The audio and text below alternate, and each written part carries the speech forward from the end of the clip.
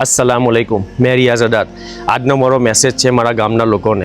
આપણા ગામમાં 3 મસ્જિદો છે અને 3 મસ્જિદોના એરિયામાં ઘણા બધા મુસલમાન વેલસેટ પૈસાવાળા છે। તો મારો કહેવાનો મતલબ એ છે કે મસ્જિદમાં એમ્પ્લીફાયરની જરૂર છે, જેનાથી બધા ઘરોમાં માઇક સિસ્ટમ લાગે અને મા બહેનોને એનો ફાયદો થાય અને બાલ બચ્ચાઓને 5 ટાઈમ નમાઝ થાય, સવાર સાંજ તાલીમ થાય, જુમ્માનું બયાન થાય, રમઝાનમાં તરાવી થાય। તો આ બધો ફાયદો આપણી મા બહેનોને થાય, મા બહેનોને ફાયદો થાય તો જે બાલ બચ્ચા છે એમને પણ ફાયદો થવાનો છે। જ્યારે મા દીનદારો હોય તો આવવાવાળી નસલ તક દીન જશે અને બાપ દીનદારો હોય તો ઘરની દહેલીઝ તક જ દીન આવે। આ સિસ્ટમ હોય અને ઘરમાં 5 ટાઈમ નમાઝના ટાઈમે અજાન થતી હોય તો જે औरतों નમાઝ નહીં બી પડતી હોય તેને બી મન થઈ જાય નમાઝ પઢવાનો।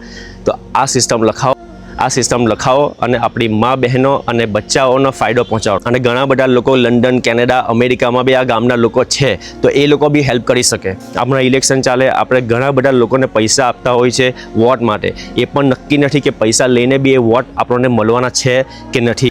એવા લોકો પર બી પૈસા ખર્ચવામાં આવે જે આપણું ખાઈને આપણને જ ગાળો દેતા હોય। તો એના કરતાં બહેતર એ છે કે પૈસા સહી જગ્યા પર યુઝ થાય, સદકાએ જરિયા યુઝ થાય।